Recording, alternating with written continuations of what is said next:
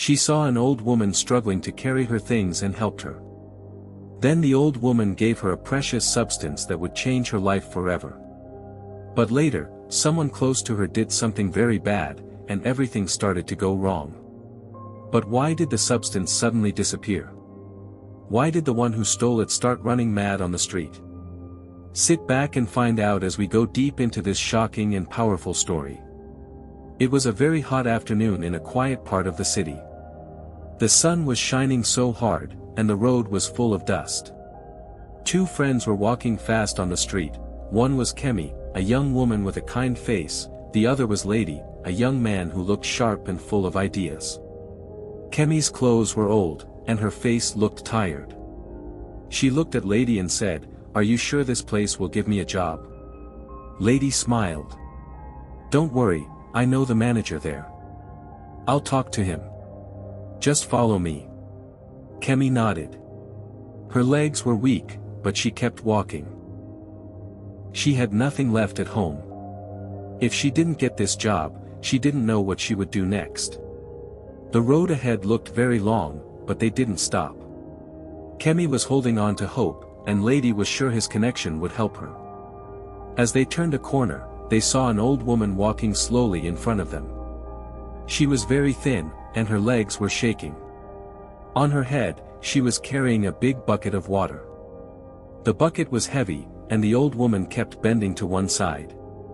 Sweat was running down her face.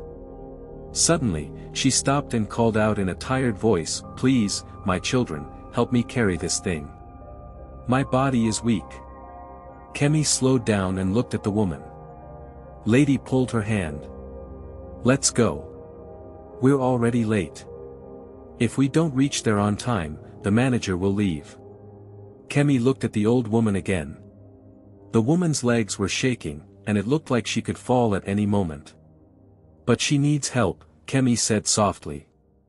Lady looked at the old woman and frowned. His voice was sharp. "Mama, we don't have time," he said. "We're going somewhere important. Why did you carry this knowing you're too old?" The old woman blinked slowly. She didn't say a word. Her hands were still shaking. Kemi turned quickly and looked at Lady with surprise in her eyes. "Lady, how can you talk like that?" she asked. "She's an old woman. She needs help." Lady folded his arms and shook his head. "This is not our problem, Kemi. Let her rest or wait for someone else. We've come too far for this." Kemi took a deep breath. "But what if she falls?" she said softly. "What if this is the only help she finds today?" Lady looked away and said nothing, but it was clear he was angry. He tapped his file against his leg and hissed, "If we miss the manager, don't blame me." But Kemi was no longer listening to him. Something in her heart told her this moment was bigger than any job. Kemi walked slowly to the old woman.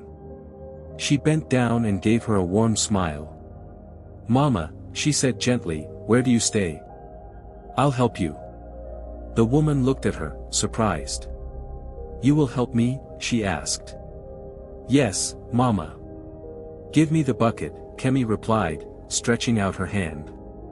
Lady stepped back slowly, his face full of confusion. He watched as Kemi lifted the heavy bucket from the woman's head and placed it on her own. The old woman stared at her, almost in shock.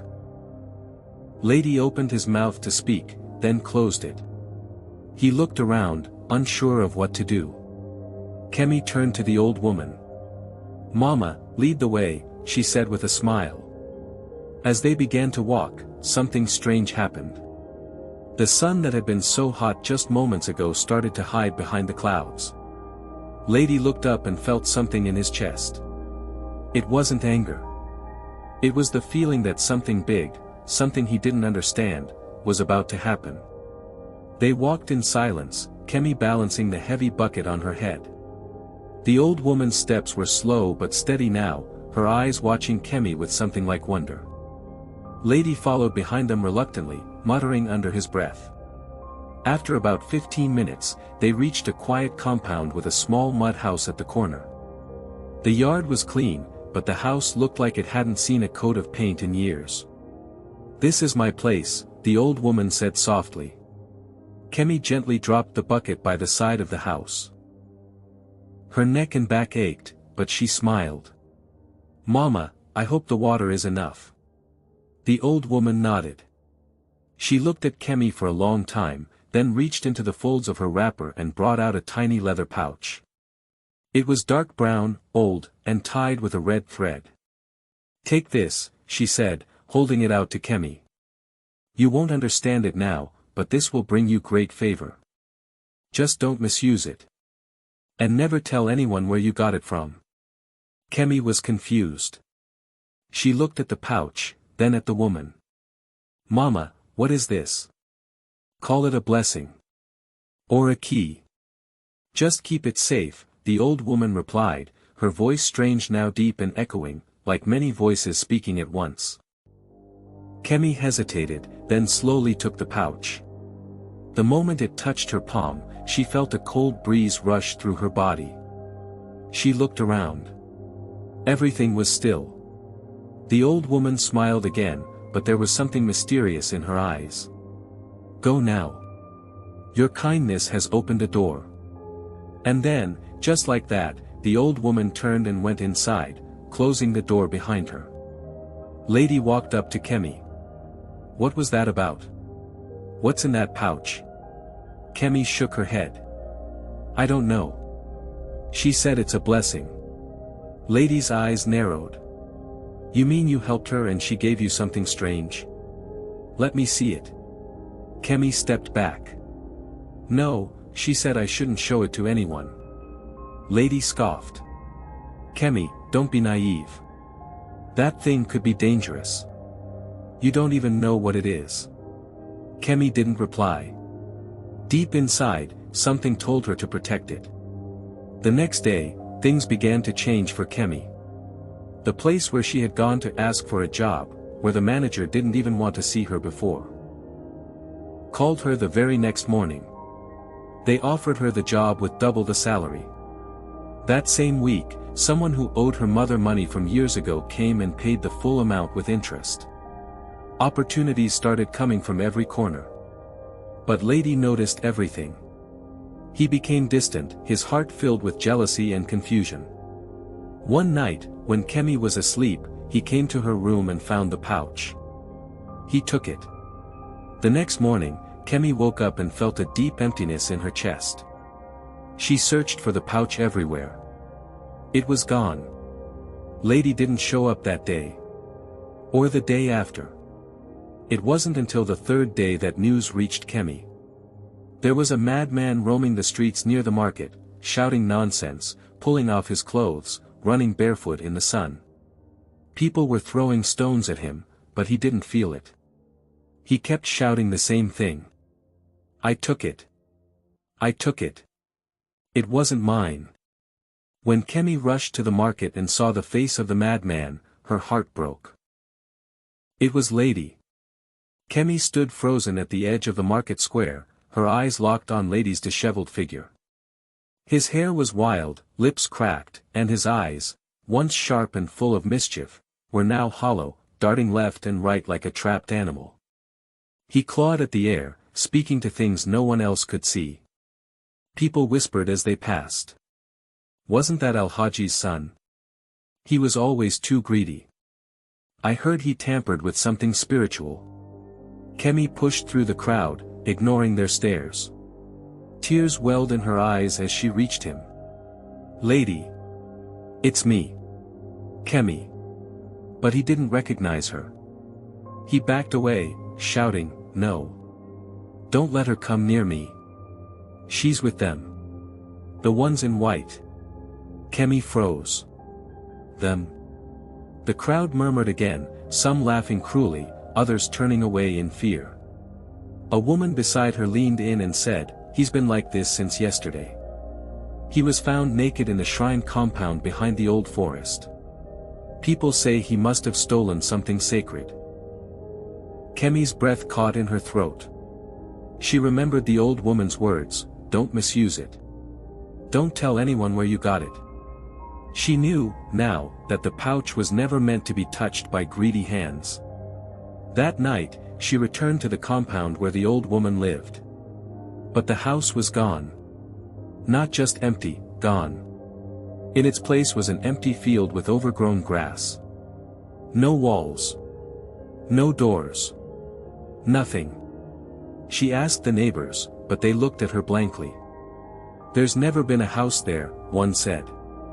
Another scoffed, "Young girl, maybe you were dreaming. That place has been empty for years." Kemi clutched her chest. No, she had carried that bucket, touched that door, seen the woman. It was real. She remembered the feel of the pouch, the cool wind, the voice with many echoes. It was real. But whatever that woman was, she was no ordinary human. Over the weeks that followed, Kemi kept her distance from the market. She still saw Lady now and then, wandering the streets. People had tried to restrain him, chain him, even take him to the city for healing. But nothing worked. Every time, he escaped. Every time, he ended up shouting in the exact same spot. "I took what wasn't mine. I saw them. Their eyes are stars. Their hands are fire." Kemi's blessings continued to multiply. Her mother's small business grew into a thriving trade. People started coming to her for help, for advice. She was offered land. She was granted favor in places where others were rejected. But she never forgot the price of greed. And she never stopped guarding the lesson from that night. She kept the memory of the pouch and the mysterious woman in her heart, never once trying to understand it too deeply. Because some doors, once opened, do not close again. 6 months later. The dry season came with harsh winds that coated everything in red dust. The village was thriving, yet whispers still hung in the air like smoke. Lady had disappeared again, this time for weeks. Some said he wandered toward the mountains. Others believed he had died. Kemi no longer spoke of that night. But sometimes, at dusk, she would find herself standing at the edge of that now empty plot of land where the old woman's house had once stood. The grass there never grew straight. It twisted toward the earth like it was afraid of the sky. One evening, as the sun bled behind the palm trees, Kemi saw something strange, a small child standing in the middle of the lot, looking at her. She blinked. The child was gone. That night, she had a dream. In it, the old woman sat in her home, back straight, eyes glowing softly like moonlight. "You did not betray the gift," she said. Kemi felt her lips tremble. What are you?" "I am what you call me. Nothing more." A pause. "But others will come now. The door is cracked. Curiosity has smelled the light." Kemi woke up gasping. 1 year later. By then, she had grown in status, wealthier, respected, and, to some, feared. Suitors lined up. Her mother smiled more. But Kemi couldn't shake the sense that something had shifted in the balance of things. Then one evening, word came, a boy from a nearby town had vanished in the woods. When they found him days later, he was mumbling the same words Lady once had. "They don't blink. They don't sleep. They just wait." And on his chest, carved faintly, were 3 symbols, glowing, then fading as they watched. Kemi dropped to her knees, her breath caught in her throat. She recognized the symbols. They were on the pouch. 2 years later. Kemi no longer spoke much. She ran a growing food distribution business and was quietly funding schools in rural villages, yet those close to her noticed how she avoided mirrors, how she always kept a lamp burning at night, and how her hands trembled when she heard old proverbs. One morning, her mother found her staring out the window, her tea untouched. "They're coming closer," Kemi whispered. "Kemi," her mother said gently, "what are you talking about?" But Kemi didn't answer. She could feel it, the world had tilted ever so slightly, and something old had slipped through. That night, thunder broke the sky. And in the rain, someone knocked on her door. Not once. Not twice. But 7 times, slow and heavy, like the knock of a forgotten god. When Kemi opened it, no one was there. Only a small clay bowl, filled with dark water and a folded note. She picked up the note with shaking hands. You helped. You were seen. But a debt remains. When the 7th kindness is broken, the gate will open again. Emo. Emo. She dropped the bowl, and the water spilled in a perfect circle. And as the thunder rolled again, she looked up and saw the old woman across the street, no older, no younger, just standing there, her eyes glowing faintly under the lightning flash. She raised a hand in farewell. And vanished.